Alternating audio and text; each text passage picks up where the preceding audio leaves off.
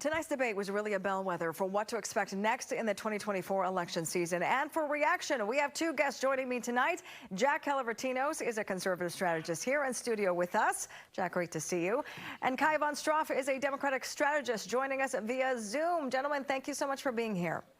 Thanks for having me. So one thing both of you could agree on is this. I will say this. All of these candidates have one thing in common. They are way behind the guy in first place. But we know that GOP frontrunner Donald Trump was not there tonight. So, Jack, I'm going to start with you. Who are Republicans talking about tonight? Who do you think might see a bump next week in the polls because of tonight's debate? Thank you. I think that Ron DeSantis and Vivek Ramaswamy are going to get the big bumps. But I actually think that each of them did themselves some good. Of course, Asa Hutchinson and the governor from North Dakota, I'm not so sure. But I think Chris Christie actually did. I think Nikki Haley really did, Tim Scott. But DeSantis really needed a very good showing. I think it was a B+ showing. And I think Vivek Ramaswamy brought the energy. Maybe at times too much. But both of them, I think, are going to see bumps. And a lot of these candidates are really first-time candidates. They're trying to get their name out. A lot of the people, Americans, are watching this, trying to figure out who these candidates are. Kaivan, as an independent or Democrat watching tonight, what was your takeaway? Who or what stood out to you?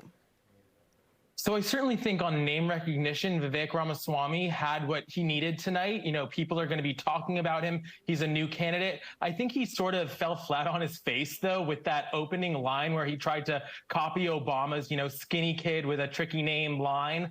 It didn't land, and I think it really sort of underscored just how out of touch and unable the GOP is to produce an Obama-like candidate at this time when they're really at risk of leaving an entire generation of voters behind. I think Pence actually had a pretty strong night given the expectations game.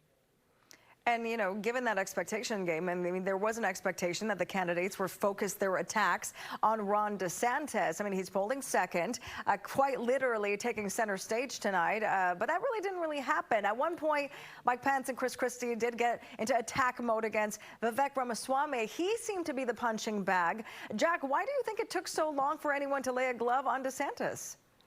I think it's what you just said, is that they were, it just became this Vivek Ramaswamy show for a while. And I think I even heard Nikki Haley saying this isn't fair and wanting to sort of spread the love among the other candidates. But you're right. I think we all expected that Ron DeSantis would be hit much harder. And he was solid. He was strong all the way through. And I just have to say, Kaivan, I think I disagree with the point that he somehow made a mistake and that somehow he fell flat on his face. I mean, what we saw up there was a very strong group of candidates and a very diverse group as well.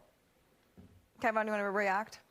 Sure. I think at the point where Mike Pence is pounding on you and getting shots in, you're really doing something wrong. And, in that moment where he had that nice riff where Ramaswamy tried to sort of call out the I'm not a professional politician. I don't have these rehearsed lines. And Pence kind of called out that is your rehearsed line. You've said it 5 times already. I think that was a powerful moment.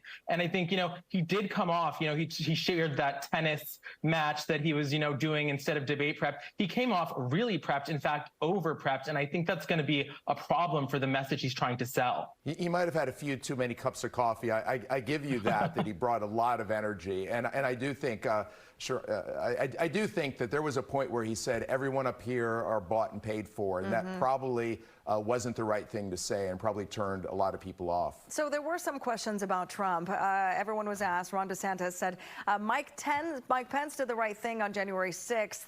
How do you think that's going to land with Republican primary voters, Jack, when it comes to January 6th, when it comes to Trump, and how kind of people fared on that tonight? That's a big question, and I think that we will see how that goes. I think Pence did an excellent job with that, and you saw person after person saying that he did his constitutional duty. And so we will see where that goes. I mean, we're in such uncharted waters, and that's such a cliche, I know. But, the fact that a sitting president is going into the courthouse tomorrow, and we're still talking about January 6th, and there was the vice president who himself was under attack.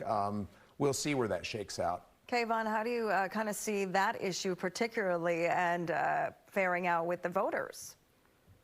I think that is really going to drive the news of the week. Trump, surrendering tomorrow. And if you're Democrats, you have to be pretty happy that, tonight you had division between Fox News and Tucker Carlson, division between Trump and the RNC, and then the candidates going at each other on stage. And then 24 hours later, you're going to have the front runner go surrender for these crimes that he committed. So not a bad week if you're Joe Biden.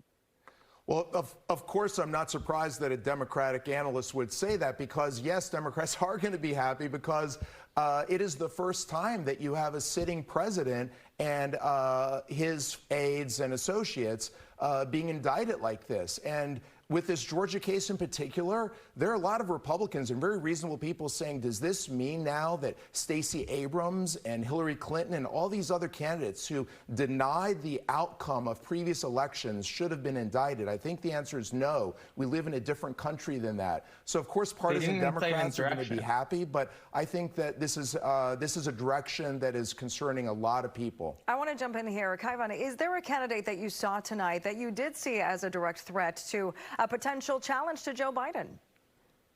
Not really. I feel like this debate sort of happened almost in a vacuum. I would be surprised if we see much impact from it at all, because the people watching are, honestly, people like me, Democrats who kind of wanted to see what was going on, media people. I'm not sure how much the Republican base really paid attention, and we don't even know how much of the base tuned into Tucker Carlson versus this. So I'm not expecting a big change to come here. I think Ron DeSantis needed a big night, and he certainly didn't get that. So maybe we'll see him, decline a little bit, or people focus on, again, these alternatives they're trying to come up with, whether it's Tim Scott, who, again, I think, he even himself admitted he spoke too slowly. He was really not engaging enough. So not many great options. And Jack, 10 seconds here. Who do you think won for the night? I think Ron DeSantis had to do what he did, and he, in a sense, won, but Vivek Ramaswamy has greatly increased his staying power. Watch out for Glenn Youngkin. I still think that there's room for at least one more, and our own Virginia governor may be jumping into this race. All right, it is not over. This is night number one, first debate of 2024. We're going to get into it. Jack Kalavritinos and Kaivan Shroff, thank you so much for your expertise and for joining me late tonight. Thanks so much, gentlemen. Thanks. Thank you. All right, we'll be right back.